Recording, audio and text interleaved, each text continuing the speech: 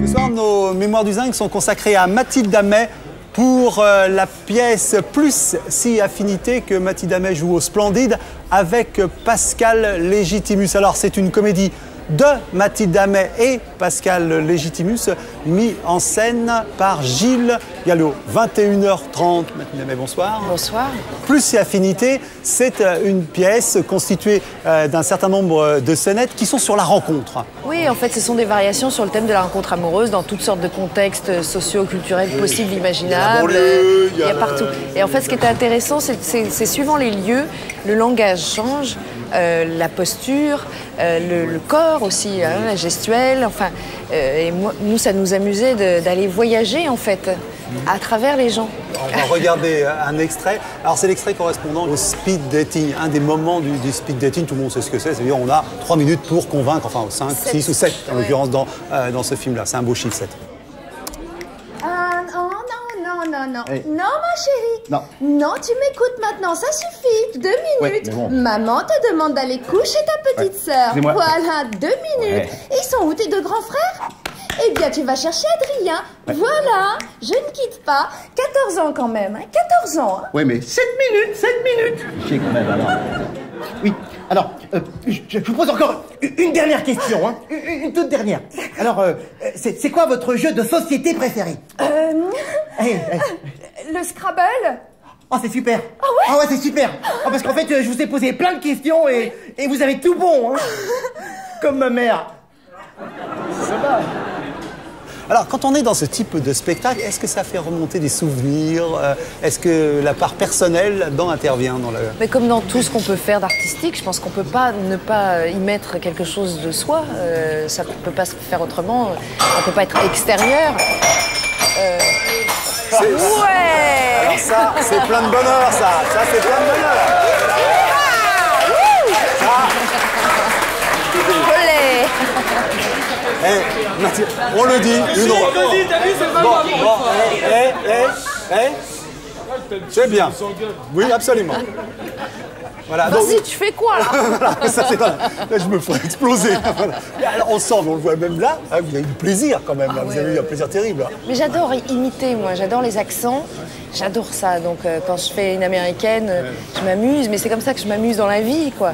Donc, il y avait un petit peu un décalage entre l'idée qu'on pouvait se faire de moi, de ce que j'étais capable de faire. Alors, il vient d'où? Bon, on puis... dit alors Mathilde Amet, sexe symbole du cinéma français, à une certaine époque. Alors, est-ce qu'on traîne ça? Non, mais est-ce qu'on traîne ça comme un boulet? Qu'est-ce que ça veut dire? Ben, on traîne jusqu'au jour où on décide de faire que ça se passe autrement, quoi. Voilà. Et le théâtre, c'est le meilleur lieu? C'est plus facile de switcher avec le Oui, théâtre? j'ai l'impression, parce que d'abord,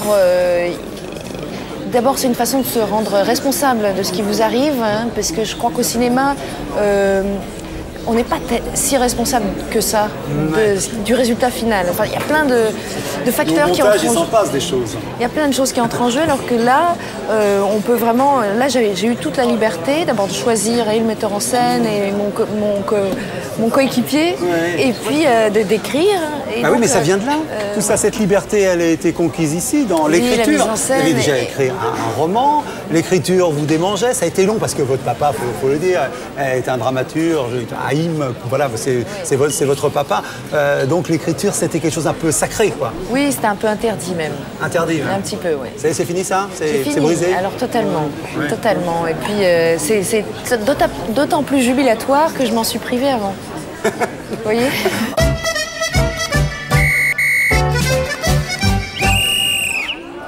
Voilà.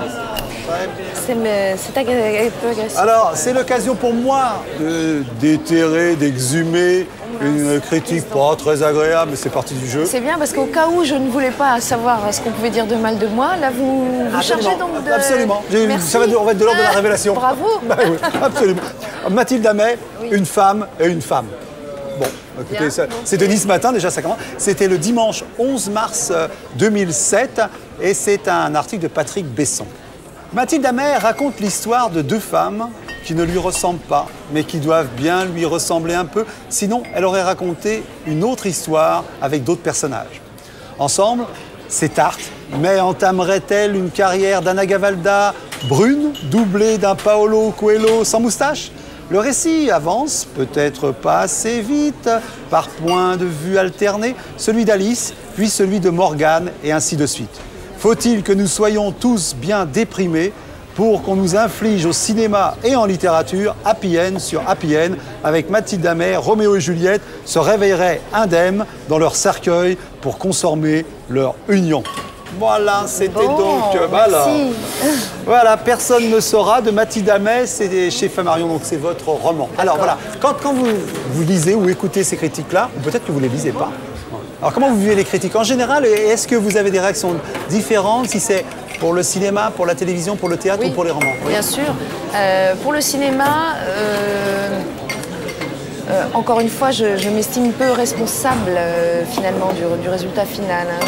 Je suis convaincue que c'est le choix du metteur en scène qui est en question.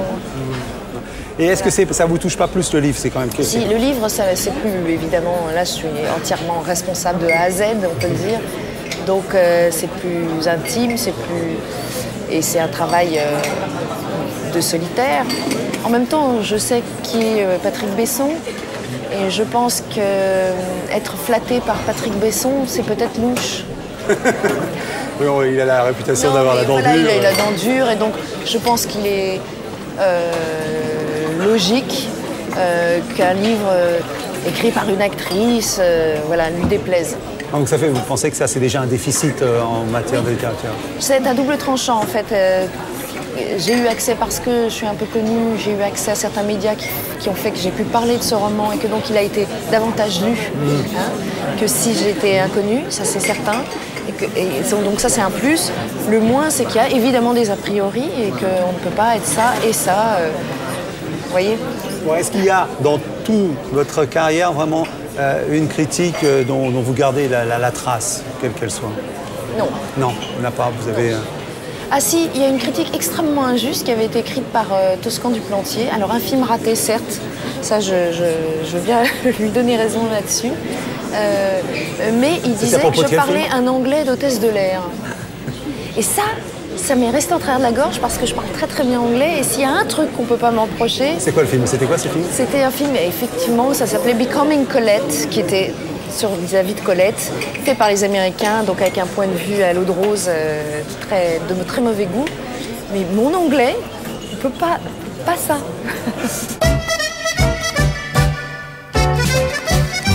Ce miroir qui dit que vous allez exercer une admiration à l'égard de quelqu'un alors qui vous avez souhaité admirer ce soir, si je puis dire.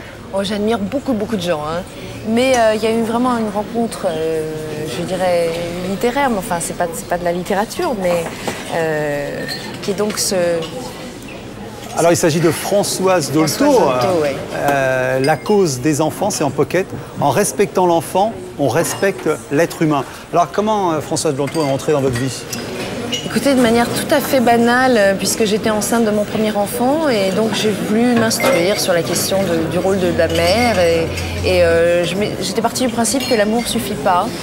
Donc je me suis dit, il faut s'instruire, et donc de façon très basique, j'ai commencé à lire Dolto, et je me rends compte en lisant Dolto que c'est sur moi qu'il y a du boulot. Ah oui. Que effectivement les méfaits du non-dit, tout ce qu'elle évoque, que ce sont des choses que j'ai subies moi. Ouais. Et que donc c'est d'abord chez moi qu'il faut que je fasse le ménage.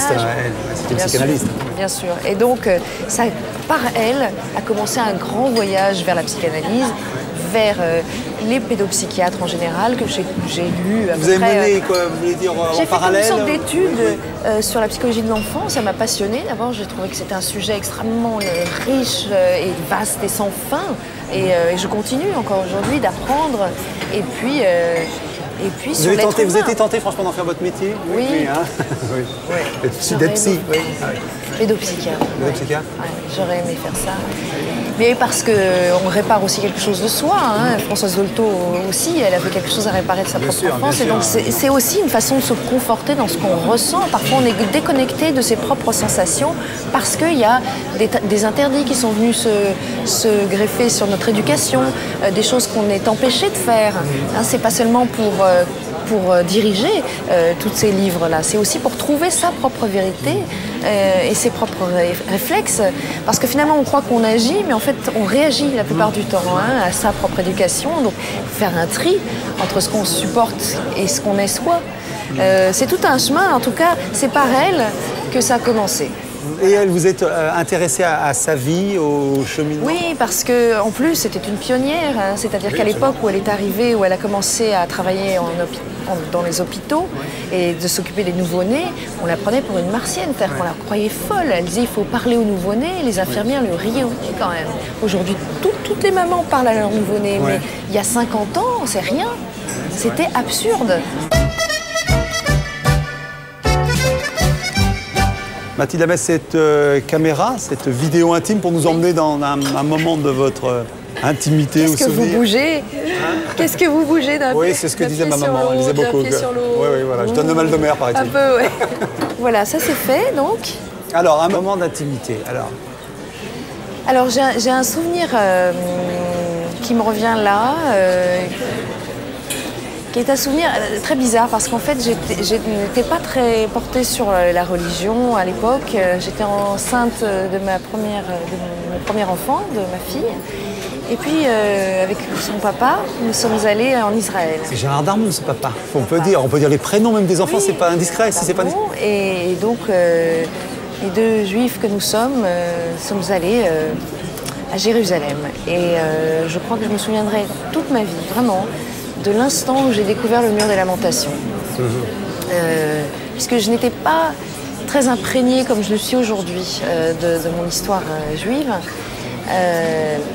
Mais alors le choc, lorsque j'ai découvert le mur, l'émotion, j'ai été submergée d'émotions et aujourd'hui encore j'ai du mal à expliquer pourquoi et d'où ça vient. Ouais.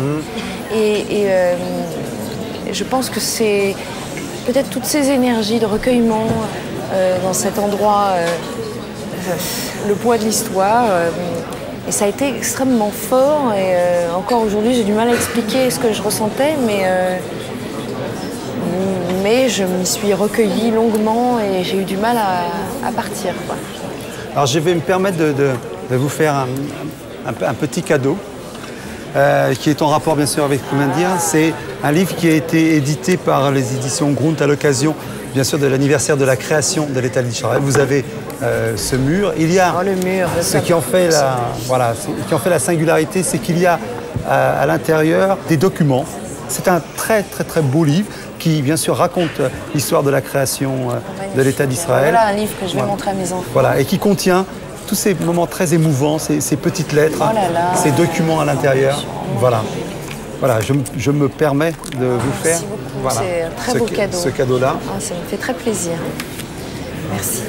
Mathilde Amey. Et merci encore. Merci, nous parlions de Plus si affinité au Théâtre du Splendide avec Mathilde Amey et Pascal Légitimus. Courez-y, vous avez en général 7 minutes pour convaincre. Et là, vous serez convaincu bien plus rapidement encore. Merci Mathilde.